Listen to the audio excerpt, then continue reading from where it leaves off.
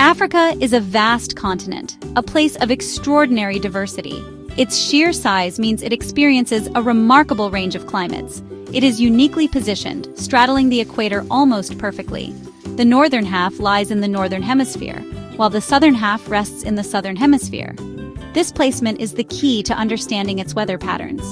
The equator, that imaginary line around the Earth's middle, acts as a pivot point for Africa's seasons. When it is summer in the north, it is winter in the south. This fundamental truth shapes the life of every plant and animal across this great landmass.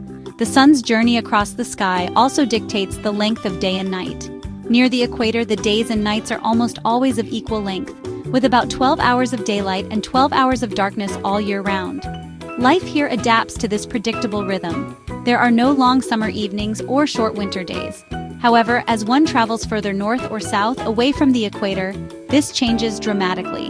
In the far north, like Morocco, summer days are long and filled with light, while winter days are much shorter. The same is true for the far south, in places like South Africa, but their seasons are reversed. This dance between the hemispheres creates a beautiful symmetry. The climate zones in the north are often mirrored by similar zones in the south. Imagine a line drawn across the equator. The patterns of rainfall and temperature on one side are often reflected on the other. This mirroring effect is a direct result of the Earth's tilt and its orbit around the sun. The sun's energy is most intense at the equator, creating the engine that drives Africa's weather. From this central tropical heart, the climates spread outwards, becoming progressively drier as one moves towards the great deserts in the north and the south. Understanding this continental layout is the first step in appreciating Africa's natural wonders. The continent's position across the equator is not just a geographical fact. It is the very foundation of its climate, and therefore its ecosystems. It dictates where the rainforests grow, where the vast grasslands stretch, and where the deserts lie.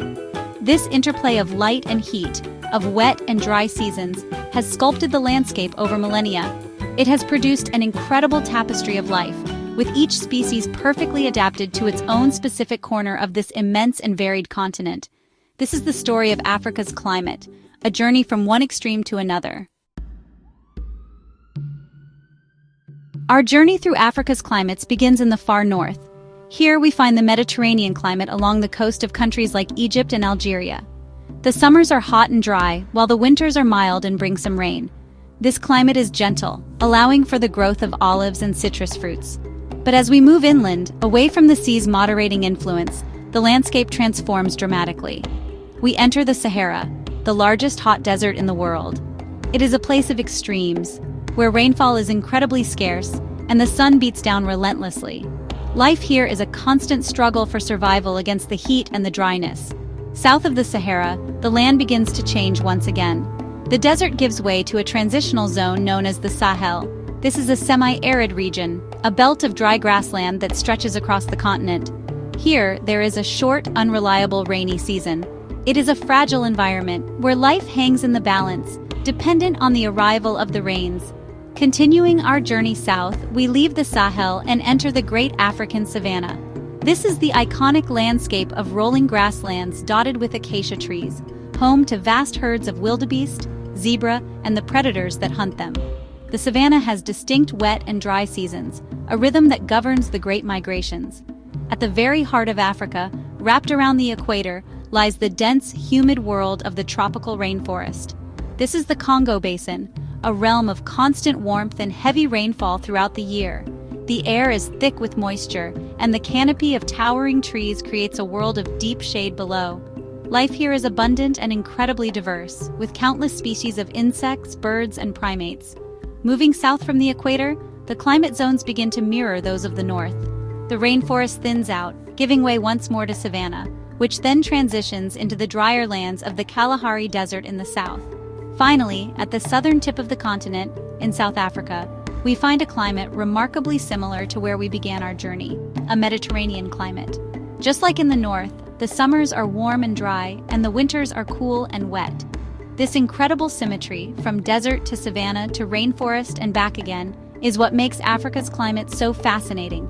It is a continent of predictable patterns, a grand design dictated by its position on our planet. Each belt of climate presents a unique set of challenges and opportunities, and life has adapted in ingenious ways to thrive in each one. While Africa has broad climate belts running from north to south, there are also significant variations as one travels from east to west. The western coast of Africa, particularly around the Gulf of Guinea, is exceptionally wet. This region receives the full force of moist winds blowing in from the Atlantic Ocean.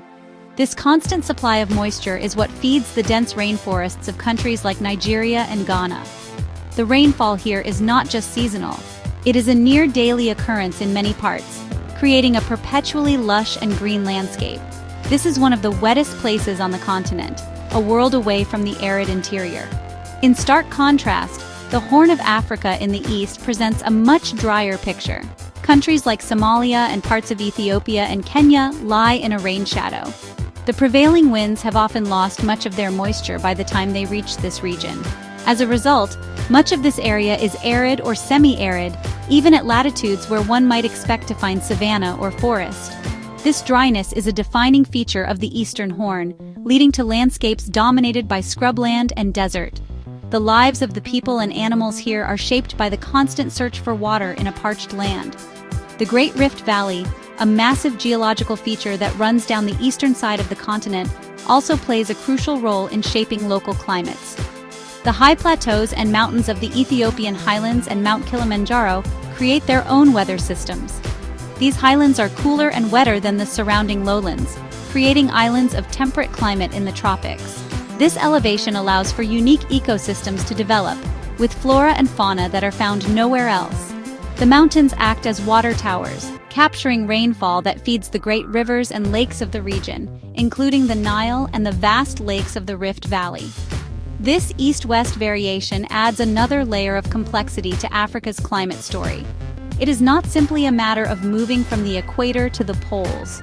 The direction of the winds, the presence of ocean currents, and the continent's own topography all interact to create a mosaic of different climates.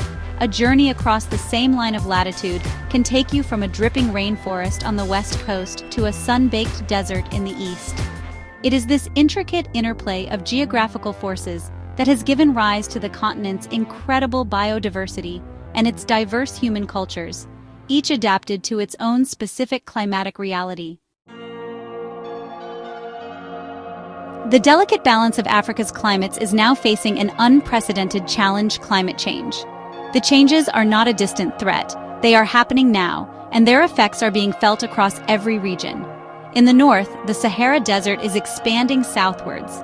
This process, known as desertification, is turning the fragile Sahel region into arid desert.